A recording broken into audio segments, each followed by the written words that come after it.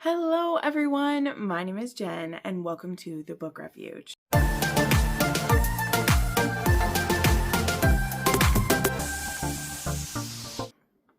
Alright everyone, welcome to another recommendation video. And you know what? This video is a video that I put off making for quite a while because it in some ways just feels like a really redundant video. And maybe you can tell by the title. But then, you know, this was requested by a viewer, and if you don't know, in the description of every video, I've had this in every video for years, I have a video request form where viewers can request a video. You can do it anonymously, or you can put your name if you would like a shout out. And this was requested by Hannah, a viewer of the channel. Hi Hannah, if you're watching this. I don't remember when this request was made, but I know it's been in there for a while. And it's that kind of request that feels really vague because it could mean so many different things. I'm not quite sure where, you know, when it comes through, I'm like, what does that mean? You know, like, and I don't mean that condescendingly. I'm like, that could mean so many different things in so many different ways, right? But the request was books that had me kicking my feet and squealing late into the night, I believe was the full term, right? And number one, though, I mean, that's just so sweet to want to know the books that bring me so much joy. It really is. And in general, to me, those are a lot of the times the books that end up as 6-star reads, though those books can equally make me kick my feet as cry. It can go either direction when they end up as a 6-star read. Usually my 6-star reads are just ones that get like physical reactions from me. It doesn't have to be like crying, but often it is because I cry when I'm happy and I cry when I'm sad and mad. Like tears are the first thing that comes to me often. That's just how I'm wired.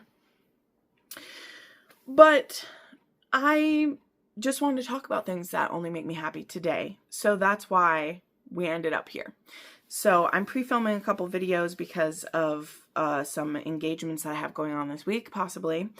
And I wanted a chance to just, make a video that's pretty easy. Because it's like, okay, just pick videos that make me happy. Some are sillier than others. But honestly, this did end up being the majority 6-star reads. Like, I straight up just went and looked at previous lists of 6-star reads. I went back quite a few years so that I'm not just repeating books I talk about the most often. Some of these are going back a little ways. And then I picked a few from recent years that maybe weren't 6 stars, but they did give me that giddy feeling where particularly there's one on the list from this year that I've talked about a couple times now. And I didn't give it 6 stars, but I'm thinking about it still. And I kind of want to give it 6 stars because I haven't given out a lot of 6 stars this year yet. And when I look back at the year and I think of memorable books, that one still keeps popping up, even more so than ones that I have given 6 stars to. And since the 6 star is an arbitrary number that Jen makes up herself anyway, well, why wouldn't I do that? So anyway, long intro, as I always do. These are 10 books that have me kicking my feet and giggling at different points, but for different reasons. So I'm going to try not to make this an hour-long video because, again, all of these on here are books that I've talked about extensively at some point. So maybe we make this almost a game before you look in the description or before you scroll through, which, see how many of the 10 you can guess are on here. Which ones am I going to pick? You know, for you longtime viewers, how many of these do you think you guessed? Right? Maybe that's how we make it fun. So just pause right now. Again, don't cheat and write down as many titles as you can think of, which again, I have 10 in front of me, but write down as many as you can think of that you think I would put on a list that have me smiling and kicking my feet when I think about them. Because longtime viewers, I bet you get a few of these right. I bet you get a few of these right. Because though a few of these also make me cry, in general, they are all, like, none of these are dark romance, save one. And even then, you'll understand when I get to it why I picked it. And again, 7 of these 10 are 6-star romances. 2 of them, and one of them is a 5-star romance, and the other 2 were not. But when I get to them, you'll see why I put them on here. So So just make your guesses if you want to. But let's go ahead. I'm just going to start rolling through these. I wrote down a list just for myself, but I'm just going to start picking them off this stack. And we'll get through them. And again, I'm going to try to not make this a super long video because I have other stuff to do. But these are 10 books that whenever I think of them, they make me smile. So first one up, we have The Girlfriend Zone by Lauren Blakely. This is a 6-star read. And this is my favorite Lauren Blakely book. I think it is done so perfectly well. This one starts with a meet cute. And it starts with the hero taking a look at the heroine and thinking, this is the day, let me find it, let me flip it open, when he thinks, I didn't expect to meet my future wife today. And that is absolutely cheesy, but he is surprisingly not the only hero in this list who thinks that when he sees his girl. And I love a hero who is down bad from the start when I want to be smiling and giggling and kicking my feet. Okay, now this is a chunker. So it's like, how does it take us that long to get to an HEA when on the first page she says, I think I met my future wife today, or I didn't expect to meet her today? Well, circumstances. Okay, circumstances. So in this, she is a photographer. He is a hockey player. They have this amazing, long, extended first date kind of situation, which again, I won't go into all the details, but it's adorable. It involves geocaching. And then it involves him inviting her over, because first they go to her place, they do all the fun things, then she gets invited over to his place, and when she walks into his place, she sees a picture on the wall. She knows he's a hockey player. She knows that. But she sees a picture on the wall, or maybe she doesn't know he's a hockey player. Yes, she doesn't, because he does a no work talk on the date, because women find out he's a hockey player and they get whatever. But she sees a picture of his team and her father is his coach. It puts a big old break on it because she's not allowed to date her father's players. And not because her father's a jerk. Her father's wonderful, actually. And that's what makes it even worse, because her father is the reason why he's still playing hockey. Her father gave him a second chance after an injury where they were ready to ship him off to a farm team early. And once he discovers who she is, who he's heard only wonderful things about his coach's daughters, he is like, oh my God, this girl who I think is perfect for me, I can't have her. So you go from the highest highs of these first dates to this despair almost of like, oh wow, I can't have her. It's quite sad. But it then becomes this beautiful thing where they become really close friends. And again, I won't go over all the parts of it, but all these different situations happen for them to become deeper and deeper friends. And by the time they push that into the girlfriend zone, there is no other option. They are meant to be. And besides one other little point, which I won't spoil here, he makes a grand gesture that it's the type of grand gesture that he had to start doing it long before he ever knew they could really be together forever. He did it just as like a friend doing a thing. I could make myself cry right now. We're not going to, because we have a long way to go. And I'm supposed to be showing how it makes me smile and kick my feet, not how it makes me cry. But it's why this was a 6-star book as a Lauren Blakely, even though I've since kind of like backed off Lauren Blakely a little bit. They started to get a little bit samey. That can happen with any author where you read like nonstop and they put out a book every 6 to 8, 9 weeks, right? The quality is still there. Like, she's really good. It's just they started to get really repetitive. And after you read a book that's like a 6-star, then those books that feel repetitive start to kind of detract from it. So I'm on a bit of a pause from Lauren Blakely, but I do have a new one from her where they sent me a physical arc of it, the I Have a Crush on You, that I really want to read that one. So that might be me trying again. But The Girlfriend Zone, it's adorable. Highly recommend the audiobook. All of her audios are fantastic.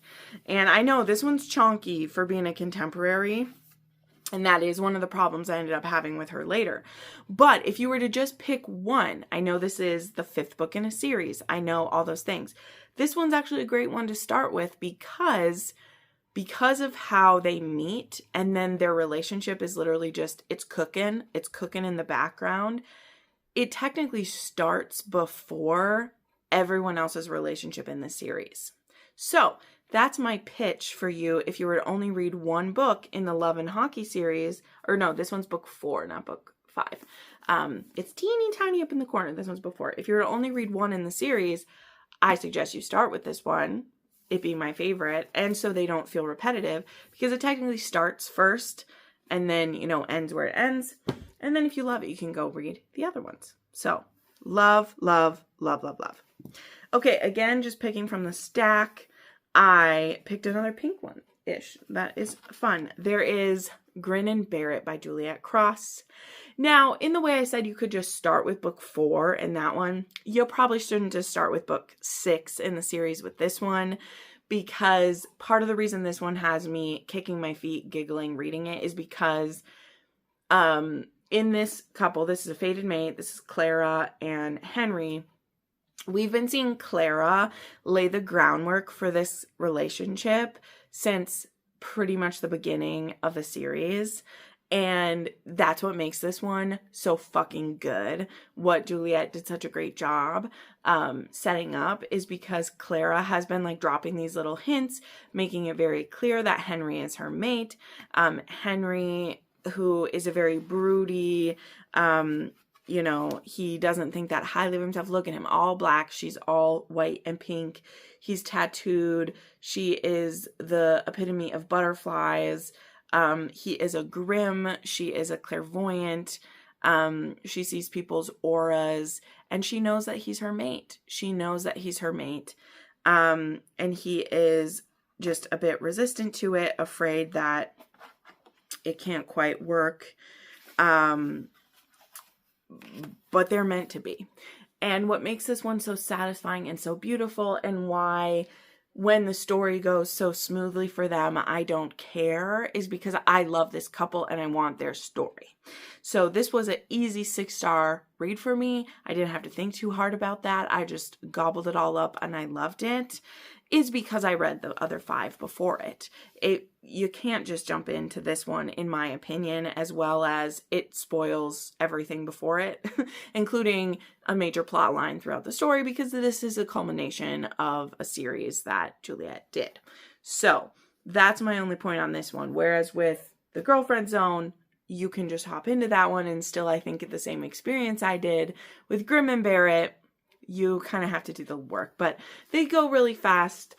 And this one's adorable, and I love this couple, and there is cupcakes, and there is Henry being a virgin, and there is them experimenting on things together, but also their families, and I just love it. I love it. It puts the biggest smile on my face whenever I get to revisit one of those books. They make me so happy. Just so good. Okay, then we have one that, okay, let's do this one. This is the one that I think is probably the darkest on the list, but surprisingly not the angstiest. There is one that's maybe angstier. You know, maybe I'm glazing a bit.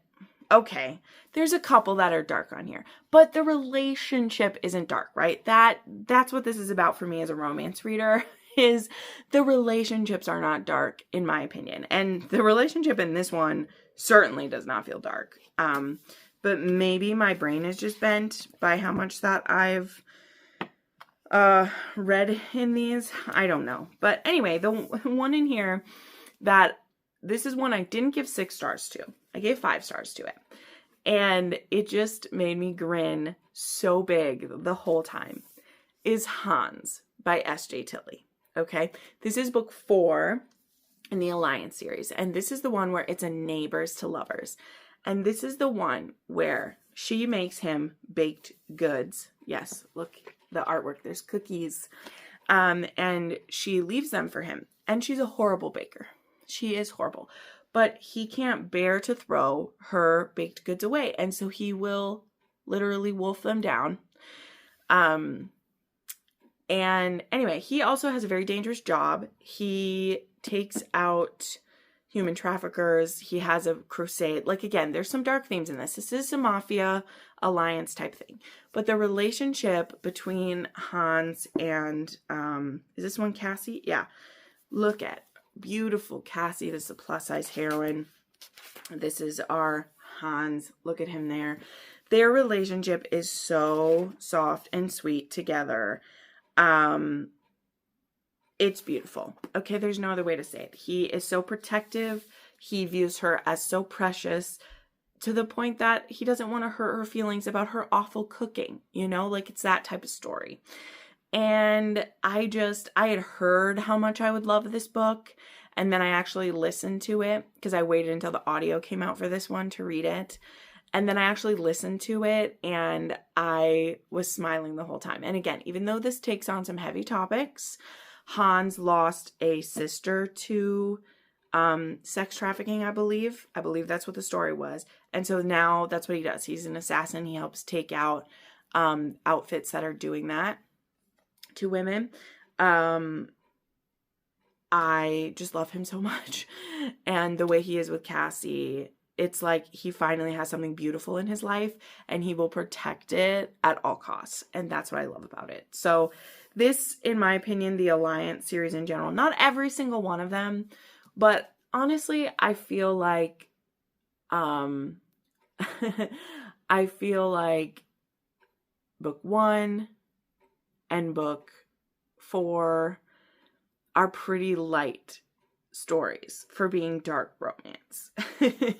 But that's up to you, how you feel. For sure, Hans was, especially for how we have like a view of him based off of other characters in the series, he's a soft, squishy, gooey gummy bear compared to what you think he's going to be from other people's point of view. That's for sure. For sure. Okay, I have actually a double hitter from an author of mine who I have many 6-star reads from her. I tried to space it out more, but I have so many 6-star reads from this author that the fact that I only picked 2 for this little recollection of books that made me happy, I showed a lot of restraint. So first, let's talk about my first book I ever gave 6 stars to her. And this is a book that I have read so many times at this point. I've listened to it 3 times. I've read it countless times. It is absolutely stunning. It is still one that holds up to me to this day. It's funny. It's heartwarming. I cry every time. I laugh every time. The heroine takes no shit. She gives as good as she gets, but yet is still so sweet. And this is Heartless by Elsie Silver. I saw recently someone they posted like, Cade is Elsie's best hero. Fight me. And I was like, who's fighting you? Like, who's asking you to fight that Cade is the best hero? Like, I thought that was well known. I haven't read anyone she's done better than Cade yet. Okay, Cade is grumpy cowboy daddy, and he's the best. He's her best cowboy also, by the way. All these other showman cowboys she's written, okay, let's be honest, they've all been show ponies compared to Cade, who's actually doing the work, and is a single dad, and is looking after his dad. And then we have Willow who comes in, or Willa, sorry, I always want to say Willow. We have Willa who comes in to look after his kid, and he's very protective and grumpy, and she's like, hey, I'm here to help you. Don't be a douche. And he's like, you're right, I'm sorry.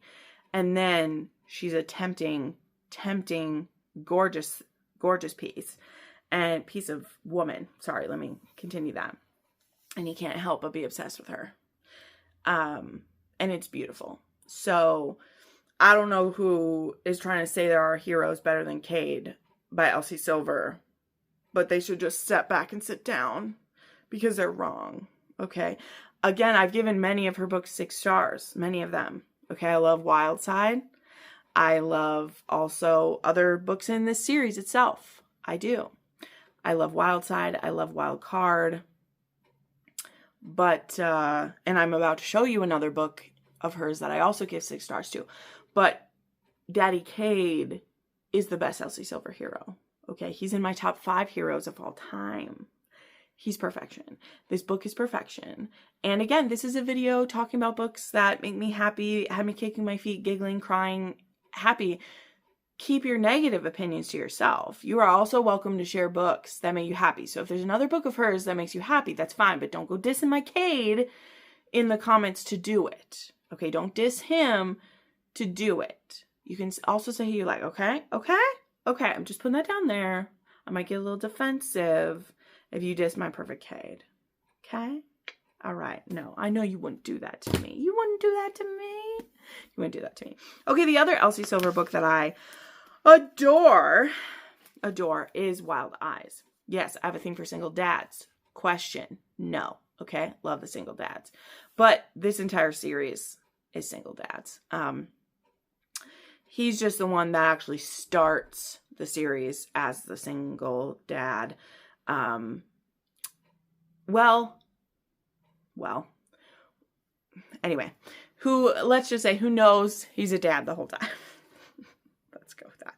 But anyway, this one is, of course, Skylar, who is a singer, and she is looking for some peace. And so she ends up coming to Rose Hill to work on an album with our hero from book 1, who is starting a recording studio out there. And the sister of the hero in this one, Wes' sister, is with the hero from that one. And he actually has a place for her to stay. So he's actually a huge fan of hers as well, which he has to pretend that he's not, but he gets busted pretty quick. He also has 2 kids who she falls for. And so she's looking for rest and relaxation. She has also had a lot of her career be controlled by other people in her life. She's trying to take that control back. So there's just a lot going on in her life, and West really helps her start to find her roots again. But there's this kind of ticking clock in their life because she's not supposed to be there forever. And once she writes and records an album, she's going to have to go and do something about it. So how can their relationship, where he's very firmly stuck where he is, he has his 2 kids, they're young, he has a good relationship with his ex, but he still wants to be there for his kids. How is he going to, follow a country starlet all over? What can happen? But Elsie won't let us down. Also, highly recommend the audio. There is music included. It's fantastic. Highly recommend. Really great one. I also do have some of the Walmart artwork for this one. There's that piece and that piece. And yes, I wish Elsie's books still had the couple on the cover. I don't know. I hope we get couple covers back again. I'm sorry. This is gorgeous. It's gorgeous. Give us that back. Give us that back. There was only some for special events that had the couple on the cover and they sell for $1,000. Fuck that noise. Just let us buy couple covers if we want them. Why is this controversial? Okay, sorry, I get fired up about that every now and then. You guys know me. Can't help myself. Okay, let's see. What else we got in my stack here? What else we got? Oh my goodness. We still have 2 of these boys. Let's do these. Okay, this is a quick one to bring up. Okay, there is absolutely nothing wrong with this story in any way. It is perfect. It's perfect. You and Me by Tal Bauer. I discovered that one of my favorite gay men has not read this yet. I'm looking at you, Declan. Why, sir? Why have you not read this? Do you not want to smile and kick your feet? Sir. Anyway, okay. Enough calling out Declan, but I was on their podcast or Declan's podcast with Sylvan, The Long Game, and he hasn't read this one. And I think that is awful because this is the best of Tal Bauer right here. Okay. It's perfection. It's beautiful. And this is about Landon Larson. It's about Luke, and he falls for Landon Larson. But Luke and his son do not have the best relationship. And so Luke gets involved with the PTA. Or the Boosters Club, or whatever it's called, because he wants to be closer to his son, who he knows he only has a few years left with before he goes away. And if he doesn't fix his relationship, he could lose everything. He has already lost his wife. His wife died. I won't tell you how. That gets explained in the story. But let's just say things weren't that happy between them near the end. Luke has never considered himself gay. He did love his wife, though, again, things were not normal in the past few years of her life.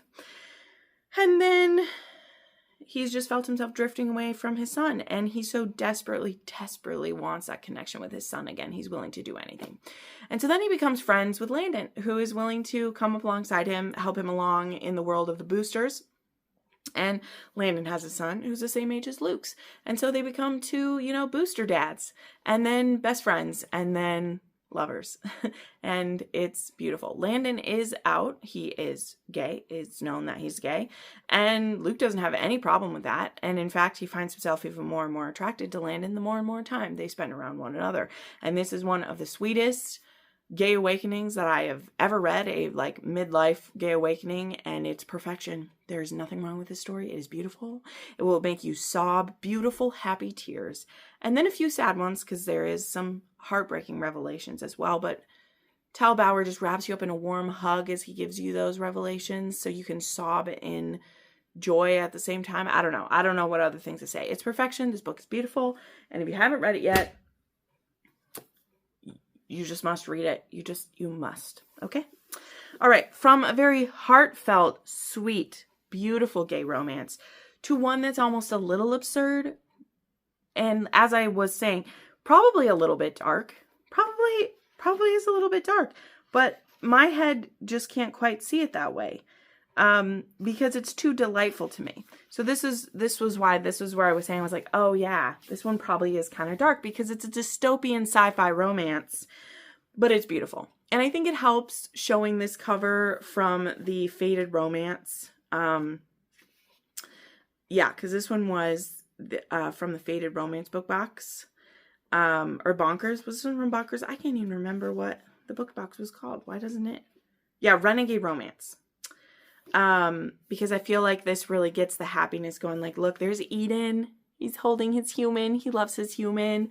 Don't worry, human. I think you're pretty. Like, I'm sorry, Eden. Look at his face. He's just so happy. Look at this. In your dreams, scratch. Yes. Like, they're beautiful. Okay. So yes, this is dystopian. And yes, they probably shouldn't be so wonderful together, but they are. And like Eden knows that that this human is his. Sorry, I'm forgetting his name. Is it Hunter? It's Hunter. Yeah. Hunter and Eden. And in the beginning of this story, which technically this is book 2 in the Monster series, but Hunter is a soldier. He is also a partial amputee, and he's traveling with his buddy Charlie when Charlie gets kidnapped by a group of monsters. And then Eden appears, and Eden is this big purple funny looking guy, and they end up traveling together. And Eden just is fascinated by Hunter. He thinks he's super sexy. He thinks he's a bit goofy for being so serious all the time, but he agrees to help him track down Charlie. And Hunter, though he doesn't quite trust Eden, does feel a certain attraction to him, as well as is like, hey, well, I guess traveling with this big, strong, almost impervious monster man might be the smartest move I could make. And so he agrees to travel with him. And it is wonderful. And I love it. So, ooh, that gets fuzzy back there. So anyway, this makes me so happy. Now, not all the books in this series make me kick my feet and with glee, because some of them get quite dark. But particularly Eden does make me kick my feet and be happy. So I do recommend this one. And you could read this one as a standalone if you want to, I guess. All right, it's heating up. Literally, I feel the heat rising. So let's get through these last couple right here. So there is, of course, P.S. You're Intolerable by Julia Wolf. I have to mention this one as well. This is a part of her The Harder They Fall series. This one is a pregnant assistant. It is not her boss's baby, but when she goes on maternity leave, her boss, Elliot, realizes how much he needs Catherine in his life. And when he goes to meet her and her new baby and sees that they are living in a home that is unfinished and unsafe for her to have the newborn in, he moves her into his mansion. And then he goes about proving how obsessed he really is with her and that he wants her to be his lady. And he just does absolutely everything to make her feel comfortable and loved and wanted. And it is perfect in every way. It's absolutely beautiful. I love this story. It makes me so happy. Makes my heart so happy. It's so good. So I highly recommend. But yeah. Elliot Levy, he may have a lot of problems, but he's perfect for Catherine and for her little girl, Joey. And yeah, I love them. I love them. I love them so much. Yep. I love them. Okay, then another one that, and this is another one that I think is maybe the angstiest, but it still gave me kind of the bit of gleeful feelings when I was reading it. This was one that I stayed up like till 3 a.m. reading it because I was like, this is just scratching an itch that I needed so bad. But again, I think it's probably the angstiest of the ones on this list for me, but it's my list. They can be a little angsty. That's fine. And this one is Chasing the Wild by Elliot Rose. I do have the new edition that got put out, but this one's also an ex-boyfriend's dad, and she ends up getting snowed in with him on a mountain. I won't go into all the details right now, but his son fucks her over. And his son has his own journey, let's just say. He's kind of hung up on his stepbrother, and that's a whole other story later on in the series. But she ends up needing something straightened out, so she goes to confront him and ends up getting snowed in on the mountain with the dad. And so he ends up giving her a job. She's in vet school. He ends up giving her a job helping with the herd, and they're stuck in this small cabin for the winter.